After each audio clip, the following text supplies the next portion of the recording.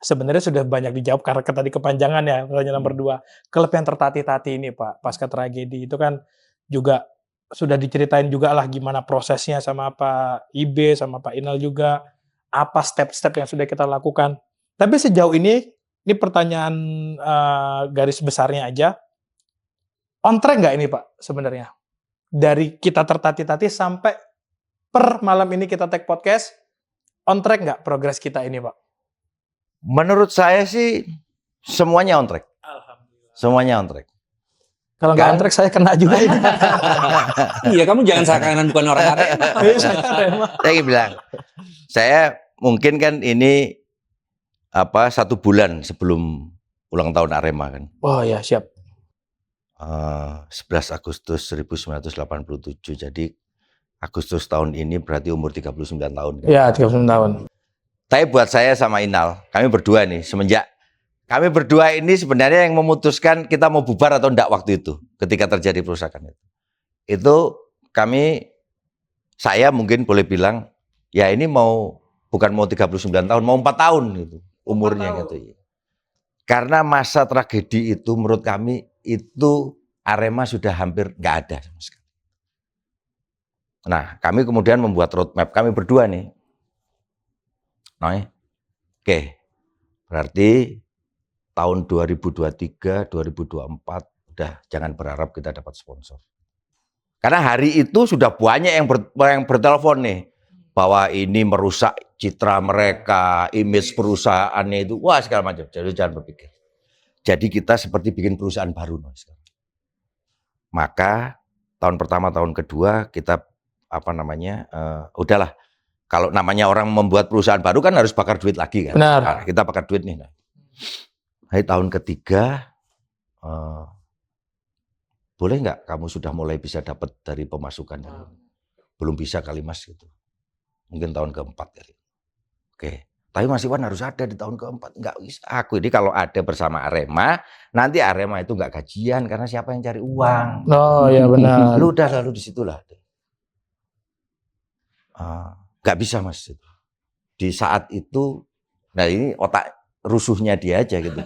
Yang kemarin kita tidak dikasih tahu, tiba-tiba dia udah berstatement duluan gitu kan, bahwa ini udah program. Seperti kita di PTKB, padahal saya masih mau minta, nah kayaknya kamu sudah bisa deh sendiri ini gitu kan. Dan ya, kan saya itu sebenarnya tidak pernah benar-benar tidak ada di Arema. Ya, kan. benar. Saya waktu tahun 2023 itu hampir setiap pertandingan saya bersama Arema. Hanya saya minta sama Inal, karena saya waktu itu masih transisi dari pengurus PSSI terus kemudian menjadi bukan pengurus, kira-kira gitu.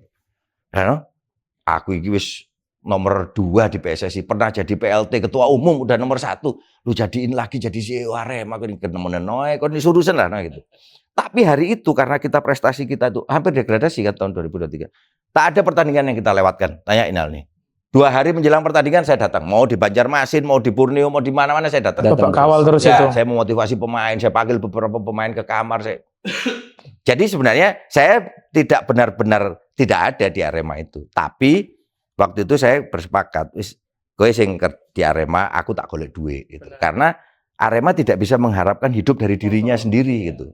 Di masa sebelum tragedi aja mungkin Arema tidak bisa berdiri kok dari dirinya sendiri gitu kan. Apalagi setelah itu. Jadi. Tapi ya karena itu menjadi tadi pertanyaannya kan on the track, ya ini on the track. Ya, ini sebenarnya saya mau minta tahun depan, saya mau bersama-sama lagi sama Arema.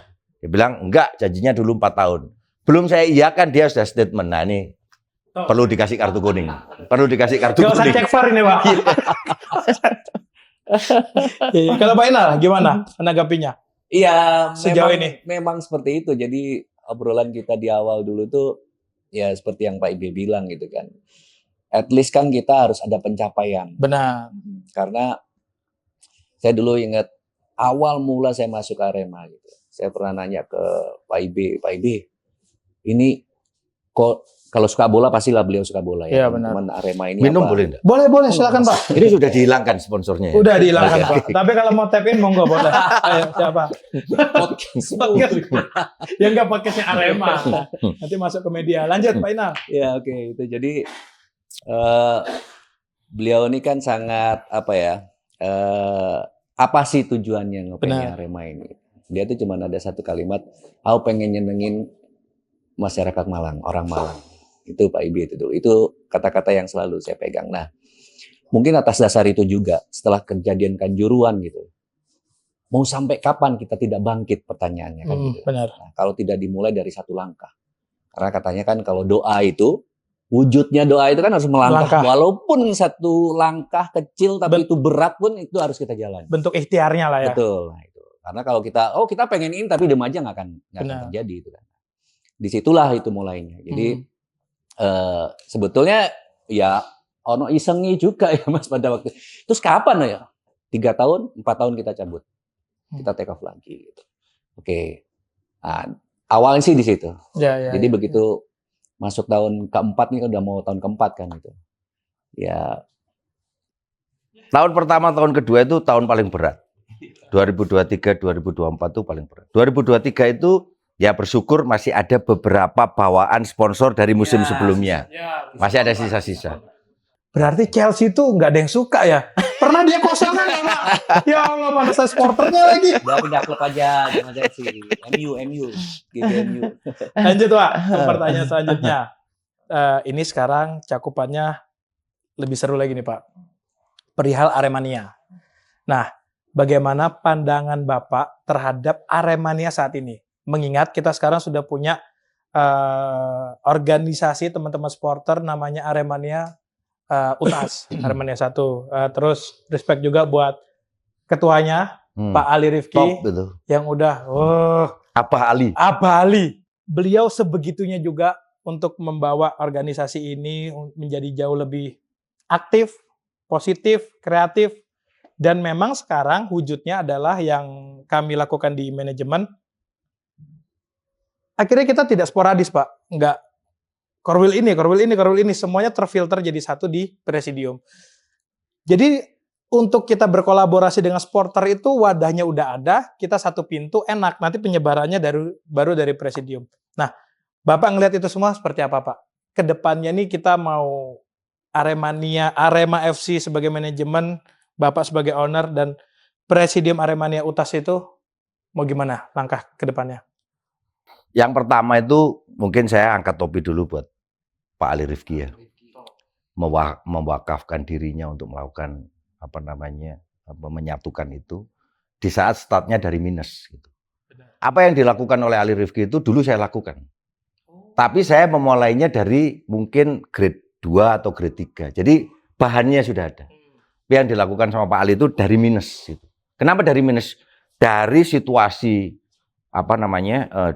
dua kubu yang berbeda. Dari situasi tragedi ada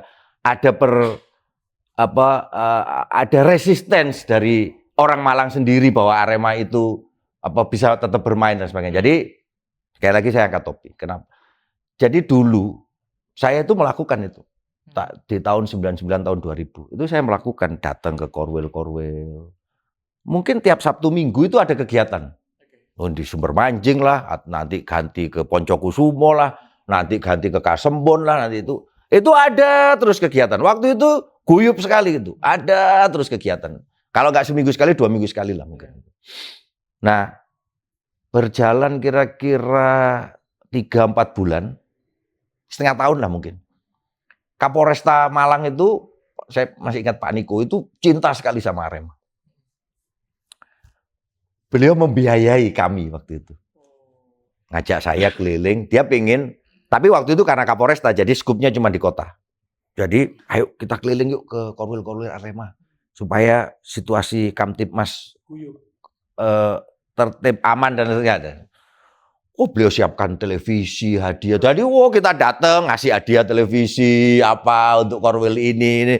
Ono pos-pos barengan di sini. Jadi, ono pos Aremania Korwil opo. Ono pos itu, kayak no TV, dipasang gitu. Jadi, nah itu dulu saya lakukan. Tapi sekali lagi, itu startnya kan sudah terbentuk Aremania. Ya. Aremania itu sudah ada, terus kemudian mereka bangga sama klubnya. Tapi di situ kita akhirnya dapat masukan dan feedback kepada mereka. Mereka yang ngomong sama kita, Sam, itu penonton tuh mungkin yang masuk ke stadion tuh kita masih main di Gajayana kalau nggak salah waktu itu.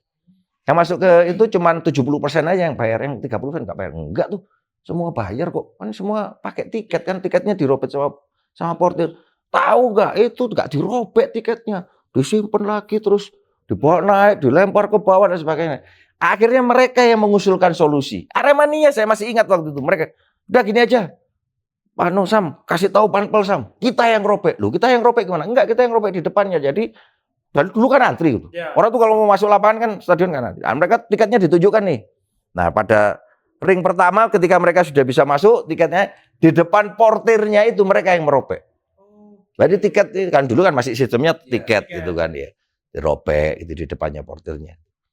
Jadi benar-benar sense of belongingnya Aremania itu dulu luar biasa. Sama-sama. Nah, jadi pertanyaannya sekarang bagaimana? Mas Munib, dulu saya sekup kerjaan saya itu di Malang. Oke. Saya tinggal di Malang bersama keluarga saya. Jadi saya punya banyak waktu gitu untuk berinteraksi sama Aremania. Baik dalam acara yang mereka buat maupun dalam kesempatan mereka datang ke rumah saya. Jadi saya kerja jam 8 pagi sampai jam 5-6 sore gitu. Hampir tiap hari jam 9 malam ke atas tuh silo makan kacang dan sebagainya Aremania di rumah saya itu hampir setiap hari itu. Dan saya bercerita tentang pembentukan tim, tentang misal kemarin kalah, opo alasannya, apa yang rasional diterima sama mereka gitu. Yang tidak bisa saya ucapkan di media. Tapi ya karena mohon maaf nih, saya enggak punya kegiatan yang lain gitu. Saya bisa begitu. Nah, sekarang berkembang zaman, saya harus di Jakarta. Saya harus bekerja di Jakarta yang membutuhkan konsentrasi saya. Saya tidak pernah punya waktu untuk bisa berinteraksi dengan mereka. Jadi saya tidak menyalahkan juga kalau mereka kemudian seperti kita ini tidak seperti jauh ya sama Arema ya. Kita ini seperti bukan bagian ya dari manajemen ya. Kita ini seperti dan sekian banyak keluhan-keluhan itu karena tidak ada orang yang berkomunikasi menjadi apa ya? Jembatan. Memberikan informasi yang mereka tidak bisa dapatkan di media gitu. Ya, kok ini kalah si musuh iku? Opo sih ngono? Si iku mainnya kok elek opo sih ngono? Kita bisa ngomong, kon ngerti gak? Iku rong bengi gak turu arek iku. Iya, iya. Aku iku di hotel, tak pareni nang kamare, telepon opo? Anake loro. Mana? Yang akhirnya, oh ya ada alasan ya. Banyak aspek di luar football lah sebenarnya. Ya, yang itu tidak bisa kita ungkapkan di media gitu. Nah, makanya sekali lagi saya balik sekarang. Waduh, ada yang namanya Abah Ali gitu. Yang meluangkan waktunya untuk berkomunikasi. Itu perlu. Karena kita ketika belum ada presidium, kita kepada siapa mau ngomong? Ngomong pada si A, dia nyampaikan, beda lagi. Lu yang paling deket ya sama manajemen ya. Gitu. Kecemburuan. Ya. Nanti ngomong sama si B, dia bilang, ini wongnya manajemen. Gitu ya. Dia pun jadi gelisah gitu. Karena gue ketemu karo IB, pasti kok dikei duit ya pasti. Rebe. Makanya kon ngomongmu sing apik-apik ya pasti. Jadi tidak ada yang benar gitu. Akhirnya kita, ya udahlah gak usah ngomong lah. Wis kene meneng ae kerja. Nah begitu ada presidium, ada Pak Ali Rifki. Dia kan intens berkomunikasi sama Pak Inal, sama saya. Dia sering di Jakarta juga. Jadi nyambung itu. Banyak informasi yang dia akhirnya menjadi orang tujuan Aremania itu. Wis nang gini apa hal ya? Wis paling bener. Mereka punya tempat lah untuk berkeluh kesah itu. Paling valid nih. Pasti bener gitu. Kita juga pengen support. Saya bilang, ya manajemen ada diskon lah. Kalau beli tiket lewat presidium dan sebagainya. Itu salah satu bentuk kita mensupport presidium lah. Mensupport organisasi lah. Organisasi Arema 1. Tapi saya baru tahu loh itu Pak. Ada asumsi publik yang bilang kalau ketemu Pak Ibe dikasih duit.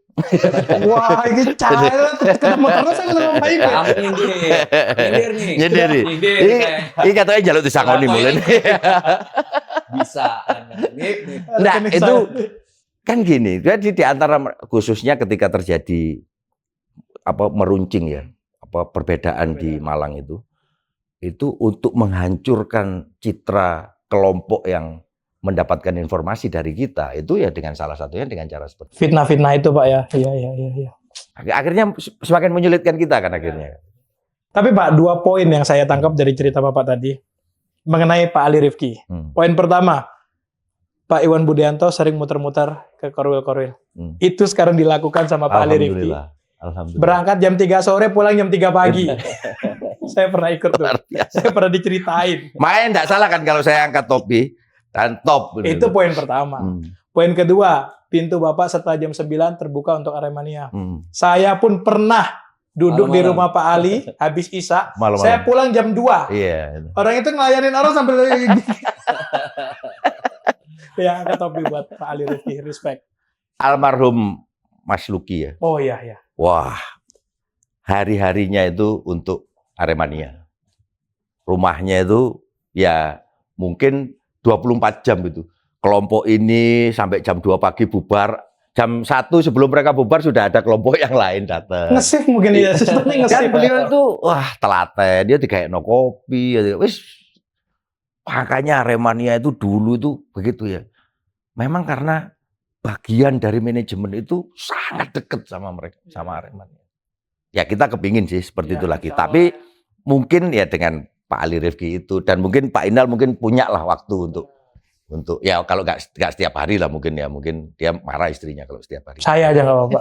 Saya temenin nanti. Inilah. Iyalah, Mas Bunib lah. Nah, tinggal tanya sama kita kan, apa yang ditanya, apa yang perlu dijawab, tanya sama kita. Pak Evon kan bisa bertemu sama mereka. Saya sering tanya-tanya ke Pak Inal juga kok. Pak ini jawabnya bener apa enggak ya gitu. Karena kedekatan itu harus dibangun dan itu perlu. Benar. Nah, ini masa supporter udah beres. Wah, ini lanjut lagi nih pertanyaannya. Perihal logo. Ah, ini seru nih, Pak. Ini makin malam makin seru nih. Perihal logo Singa Bertindik, Pak. Bagaimana proses hukumnya sejauh ini? Apa langkah-langkah yang sudah dilakukan oleh Pak IB dan manajemen Arema FC? Dan juga apa harapan ke depannya perihal logo ini, Pak? Kalau ini tadi rangkaian ini tadi tidak terpotong dari start awal kita tadi diskusi tidak terpotong kan di situ saya mungkin merimain bagaimana saya menghormati legal itu. Iya. Ya kan? Saya menghormati posisi presiden klub saat itu dan lain sebagainya. Karena saya ini orang yang paling honor sama legal itu. Pergantian logo itu kan sebenarnya lazim di dalam apapun lah itu. Saya ngomong skup kecilnya sepak bola lah. Mana beberapa klub Borneo mungkin berganti yang paling itu PSM Makassar lah itu. Gimana dia logo dari kan rata-rata ekspres Serikatan itu pasti logonya logo kabupaten atau kotanya lah gitu kan. Itu dia berubah.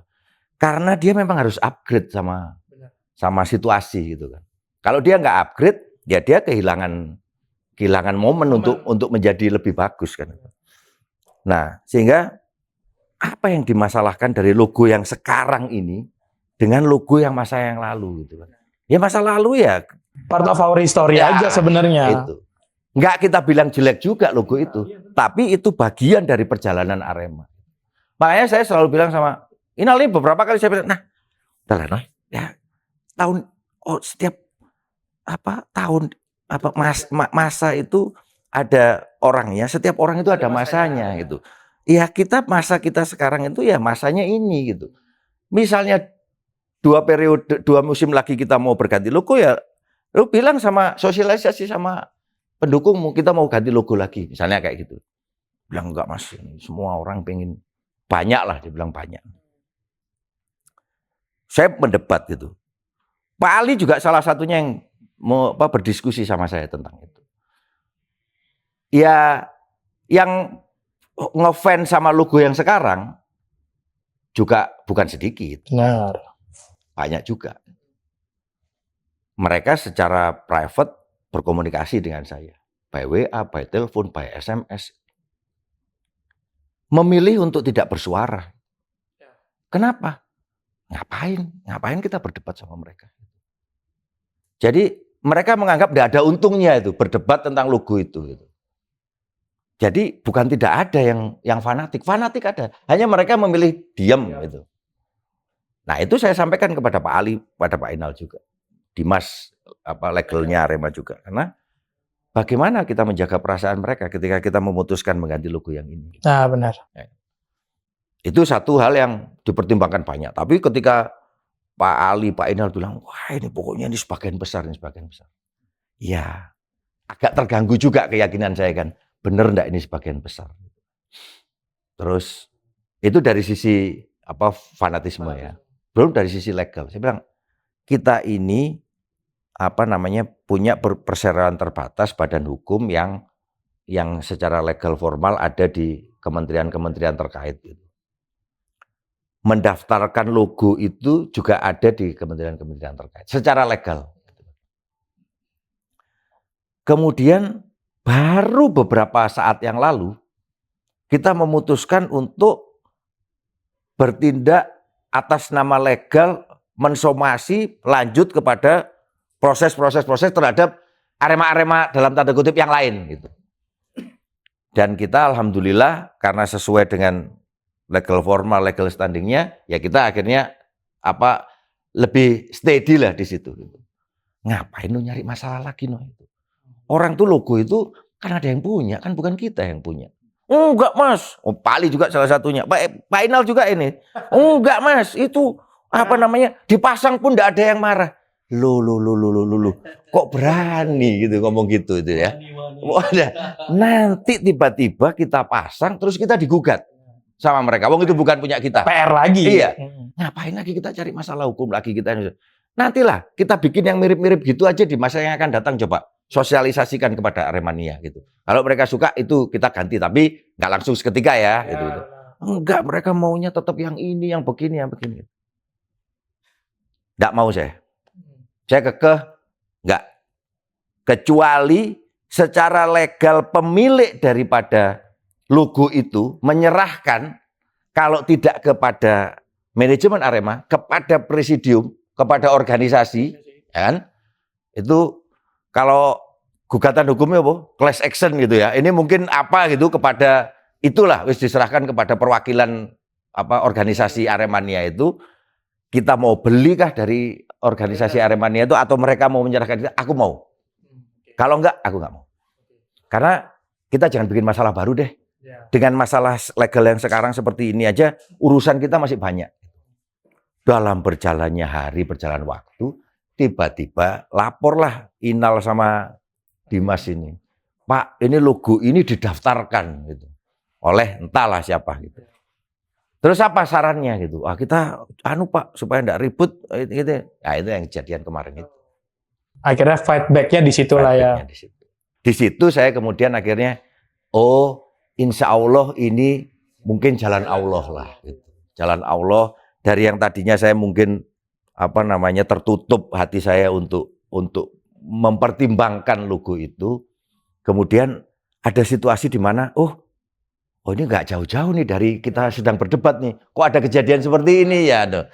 Terus ya udahlah berjalan. Nah, selanjutnya mungkin prosesnya kepada Pak Inal. Tapi setahu saya yang di endingnya ini itu kan bukan hal yang bisa ditutup-tutupi atau bisa dibuat bohong gitu kan. Semuanya serba online. Orang teman-teman bikin vote, Pak. Teman-teman tuh bikin vote. Mau logo yang ini atau logo yang ini. Dan jauh banget, Pak. Mungkin salah satu yang dorong Pak Inal ngomong terus ke Pak Ibe ya saya. Pak Inal. Kalau pertanyaannya sampai sejauh mana? Teman-teman itu kan bisa melihat sekarang di prosesnya di JKI ya. Di JKI seperti apa, di AU seperti apa kan itu. Sejauh itu kemudian sudah sah legal menjadi hak PT AABBI yang sekarang sudah mendaftarkan, ya saya sudah pesan sama Pak Inal, tapi tidak bisa wong Jawa ngomong sak dek sak nyet gak iso gitu. Seketika enggak bisa. Kamu ada banyak yang harus kamu lakukan kepada PSSI sebagai regulator, PT Liga sebagai operator, PSSI sebagai regulator. Gue harus bersurat, menunggu sampai kongres. Di kongres itu baru disampaikan bahwa untuk kompetisi musim depan Arema akan merubah ini logo seperti ini itu.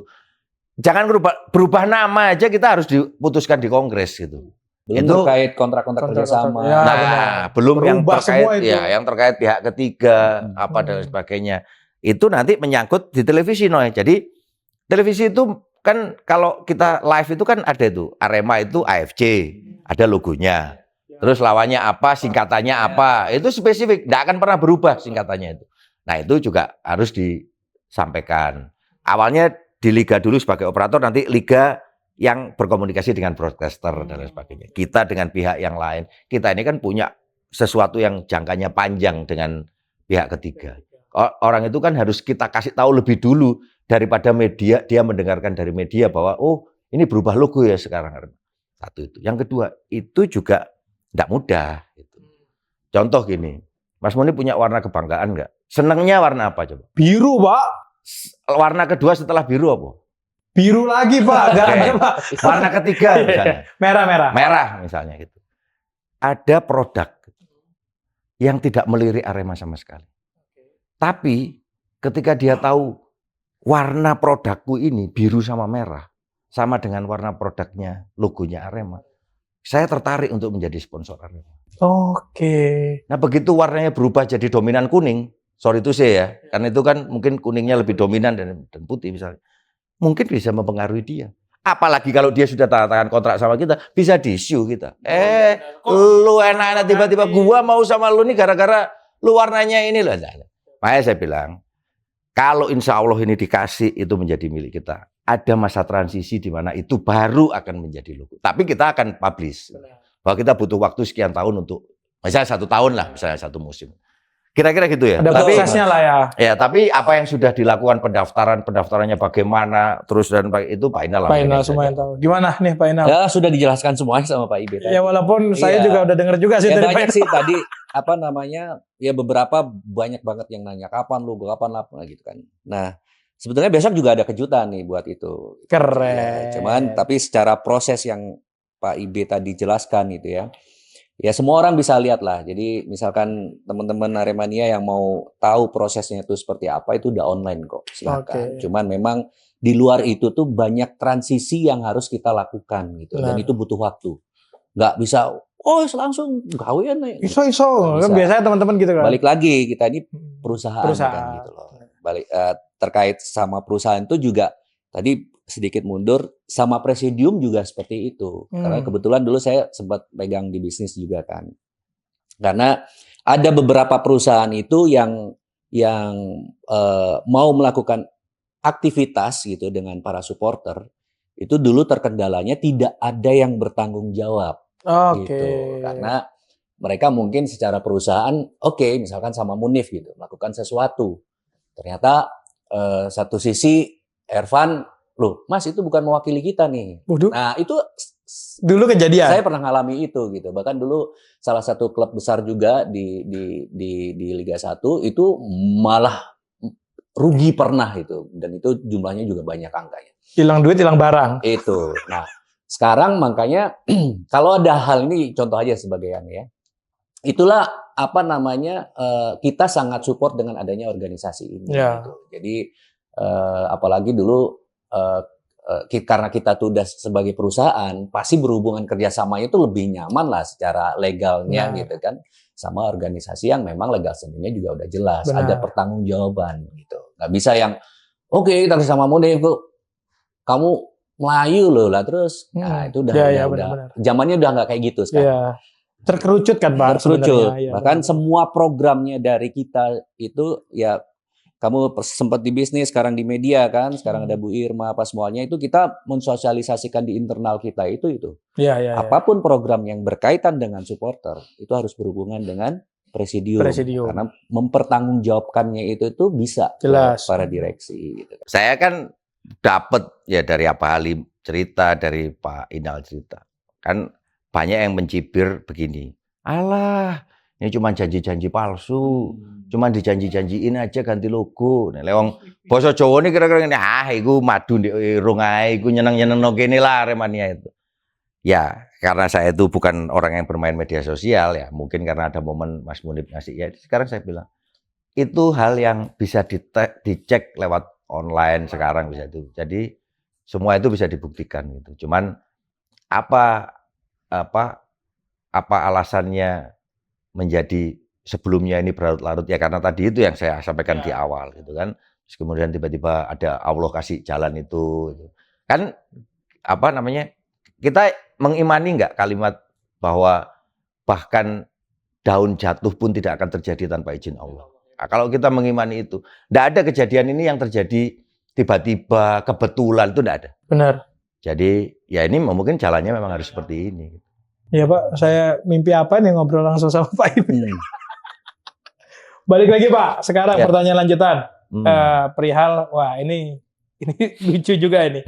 Tentang bos turun gunung. Soalnya Pak, setahu saya tadi saya lihat Bapak turun mobil bukan turun gunung. Lah kok tiba-tiba katanya turun gunung ini gimana Pak? Saya mau komplain juga loh. Iya. Saya enggak pernah hidup di gunung. Perasaan nggak bawa tas carrier. Mungkin yang dulu asalnya dari gunung. Kenapa tuh Pak ada kiasan bos turun gunung? Apakah karena kemarin Bapak terlibat langsung dalam penandatangan kontraknya Robby Darwis dan Dewangga? Atau juga Bapak sudah mulai in-frame lagi di media? Atau mungkin di Piala Presiden nanti Bapak mulai duduk di bench? Kan nggak mungkin jadi wasit Pak. Itu gimana Pak? Nah, itu paling sebenarnya seperti yang tadi kalau ini tidak terpotong ya kan. Itu bagian dari yang saya sampaikan di awal tadi itu. Itu memang jadi roadmap tertutup kita. Saya berdua. Saya itu jujur waktu itu bertiga, satunya Pak Tatang. Oh Pak Tatang ya benar. Nggak punya kita setelah kejadian Kanjuruhan itu, ketika kita memutuskan mau bubar itu, kita nggak punya teman untuk berdiskusi karena hampir sebagian besar udah sibuk dengan pemeriksaan waktu itu, terus mengundurkan diri dan lain sebagainya. Kita berdua lah. Nah, bertiga lah sama Pak Tatang, Pak Inal. Nah itu tadi memang apa? Saya bilang, wes kalian jalan. Kita ini kayak perusahaan yang baru lahir. Dah, tak carikan duitnya dah. Aku tak kerja lebih mati-matian lagi di Jakarta, supaya kita bisa membiayai Arema ini, karena udahlah, lupakanlah kalian bisa dapat pemasukan dari penonton, udah pasti dalam 3 tahun ke depan kalian tidak akan dapat. Itu sudah kita omongin di sekira bulan November Desember 2022. Yaudah, kalian tak mungkin tuh dapat masukan dari penonton gitu. Terus kemudian jersey, apalagi sponsor dan sebagainya. Nah, disitulah kalimatnya Pak Inal itu. Tapi, oke, tahun pertama ini, oke. Berapa kita mau bakar duit? Tahun 2023, oke. Tahun 2024 berapa mau bakar duit? Tahun 2024. Jadi 3 tahun Mas, pas tahun keempat. Waktu itu gini ceritanya. Jadi tahun ke-1 itu 100% lah. Saya carikan duit. Tahun kedua, ya mungkin 10%, 10 per 20%. Ya, kurang lebih 10-20%. 20% lah. Misalnya, satu tahun itu 50 miliar ya. Berarti 20%-nya itu 10 miliar dia bisa dapetin lah. Entah dari sponsor tiket, dari merchandise. Nah, tahun ketiga naik tuh. Piro 40%, durung iso Mas. Aku eling kalimatnya. Oke, tahun ke berapa kamu bisa 50%? Ya 50%, saya 50% cariin duit lah gitu. Mungkin tahun kelima. Oke. Tapi syaratnya tahun keempat sampai kudu balik nang Arema. Loh, kok saiki aku gak ngurusi Arema ya? Aku saiki ngurusi di Arema enggak. Tapi cara berpikir kita berdiskusi akhirnya itu bahwa perlu figur ini untuk berkomunikasi ini untuk ini. Oke, tahun kelima deh saya mengiyakan tahun kelima. Ini baru tahun keempat udah di veto kompli sama dia. Dia udah belum ngomong, dia udah ngomong di media. Nggak tahu acara apa kemarin banyak media itu. Catering, Mas. Catering. Nah, catering udah. Saya pun akhirnya diteleponin sama banyak orang loh. Yang paling yang paling bikin saya bergetar itu beberapa partner dan bos-bos saya di bisnis. Lu bener mau ngurus bola lagi? Lu bener mau ngurusin lagi kan? Lah, memang selama ini saya kan ngurusi. Iya, tapi kan lu tak boleh ada di sana. Ini nanti pekerjaan ini kacau balik. Ya lah, enggak. Aku bisa ngatur waktu lah. Ya. Jadi kalau ditanya, ya. Bismillah, Pak. Bismillah. Nggak tahu saya alasannya dia apa gitu. Saya nggak tahu, tapi ya mungkin dia punya alasan lah pasti. Tanyanya dia langsung itu apa alasannya gitu. Saya juga penasaran tuh kenapa tuh kok turun gunung itu loh. Mungkin momen ya, momen. Okay. Jadi kadang itu kan kita harus melihat momen yang tepat gitu kan. Kalau misalkan awalnya mungkin di tahun kelima gitu, cuman progres yang kita lewati ini tuh, kok kadang terlihat tuh di luar ekspektasi kita sebetulnya Iya. gitu. Terus ya semua karena Allah ya. Semua seperti dilancarkan gitu kan. Terus apa namanya, apapun yang kita hadapi itu bisa kita cari solusi yang baik dan itu ternyata di luar ekspektasi juga. Intinya seperti itu. Jadi momen ini apa namanya, ini bisa nih ada peluang untuk percepatan Oke. gitu. Bukan berambisi ya, tapi peluang ya. Paham ya Munif ya? Paham. Nah, itu mungkin awalnya itu mungkin di situ. Gitu. Celah itu yang Pak Inal Celah lihat itu ya. yang kita ambil gitu. Makanya di pertengahan tahun kemarin lah mungkin ya Munif pindah ke posisi ya kan di PR manajer ini. di PR, terus ada Bu Irma baru. Ya itu udah kita tata tuh per musim. Wah ini kok gini ya, trennya kok gini ya sepertinya gitu. Nah, ada Nah, itulah kita eksekusi lah itu. Akhirnya kita geret lah Termasuk Bapak ini. Bapak ini ya. Nah, saya sedikit tersandra. Sejujurnya saya sedikit tersandra. Jadi pada waktu kekosongan itu, kan tadinya sebenarnya GM itu kan Pak Rudi. Pak Rudi pada waktu Pak Gilang ada, itu Pak Rudi masih ada itu. Dalam perjalanan terus dia sakit. Tapi karena ada presiden klub, udahlah. Terus tim kan Pak Ali waktu itu pegangan. Jadi udah kolaborasi beliau-beliau itulah. Nah pas kejadian itu, tak ada satupun orang yang mau jadi GM. Sama sekali Pak. Bapak Semua belum takut. ketemu saya pas itu. Kalau ketemu Semua saya takut. juga nggak mau sih Pak. Semua takut. Semua lagi diperiksa polisi, lagi ini. Semua takut. Bilang, ini salah satunya yang akhirnya itu mempertimbangkan gitu. Belum mengiyakan, mempertimbangkan. Ya, no? Dan yang lain juga, Pak Darmaji pertama juga Pak Darmaji saya bilang, Mas, GM, aduh jangan, udahlah siapa, aku support lah, pokoknya siapa, tunjuk siapa, aku support lah. Siapa? Tidak ada yang mati ya. Terakhir yang ngomongin dia, tak ngomong keluarga dulu ya. Artinya menurut saya ada satu orang nih yang punya harapan, karena mempertimbangkan. Nah, saya bilang tadi saya tersandera karena begitu dia memutuskan, ya sudah saya mau jadi GM, itu salah satu syaratnya. Tapi tahun kelima balik ya Mas ya. Iya. Ada Ya, utang oke. lah, ada utang di situ. Insya Allah. Oh iya. Makanya pas di gathering media kemarin itu Pak, pas Pak Inal bilang bos akan siap tampil lagi di Liga dan mengawal Arema FC, saya tuh sedikit kaget-kaget nggak kaget. Kagetnya, loh beneran tak? Nggak kagetnya Pak Ibe sudah mulai hadir di media kita kan, yang edit juga tim-tim saya juga, tim-tim kita juga kan bareng-bareng jadi. Kayak iya sih suaya iki. Iya, karena itu kaitannya juga satu tadi yang cerita Munif pindah pas secara manajemen, secara tim juga seperti itu. Benar. Makanya kita butuh bantuan sampean ini Mas, Benar. karena ini harus memanfaatkan momen, timnya harus bagus kayak gini-gini ya. Benar. Akhirnya. Di locker, Yang pasti, di locker room sih Pak, itu juga menarik banget itu kehadirannya Pak Ibe. yang pasti saya ini bukan tukang sulap. Bukan tukang sihir. Bukan berarti ada saya kemudian tim prestasinya baik. Terus justru saya mungkin dari sisi sponsor mungkin saya bisa lebih menjanjikan gitu. Artinya kalau enggak aku tanggung jawab wis. Nek misalnya iki kalau sponsor aku tanggung jawab wis, aku golekno duwe gitu. Itu bisa jualan juga kepada teman-teman saya. Saiki aku lho iki sing ketok iya, bantuan lu akeh lah itu kan. Adalah saya kebetulan berpartner lah di dalam bisnis itu kan. Artinya teman-teman yang saya punya nilai lebih di dalam berpartner itu, kemudian waktuku mbok jupuk ya, digawe ngurusi penggawean iki ya. Aku bantuin ya. Bukan saya pribadi, saya enggak perlu, aku wis oleh dari bisnis inilah. Tapi saya punya klub yang aku butuh supportnya. Mungkin itu. Kalau prestasi sebenarnya tahun kemarin itu materi pemain kita juga nggak jelek. Tahun kemarin itu sebenarnya tim yang sudah dipersiapkan juga untuk bisa bersaing lah gitu. Cuma mungkin Allah belum kasih gitu.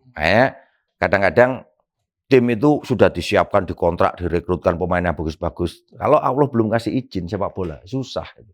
Di tengah jalan baru 3 pertandingan Ahmad Maulana ya cedera. Maulana cedera. Padahal itu udah nyatu lah tim itu dengan dia, dengan cara main dia. Terus kemudian Luis Gustavo ya, Luis Gustavo di tengah musim yang susah untuk ini. Jadi, jadi ya Bismillah. Kalau prestasi saya tidak berani janji, karena itu semua izin Allah. Tapi yang pasti dalam planning proses perekrutan kita sudah benar. Insya Allah sudah benar. Nanti mungkin di sesi tentang tim aku mungkin berbicara tentang itu. Tapi apa namanya ya izin Allah lah. Kita sekarang berharap itu Allah lah. Kita hanya ikhtiar aja lah Pak ya, berusaha mengumpulkan skuad terbaik biar nanti ke depannya ya Allah Subhanahu wa taala yang menentukan. Top.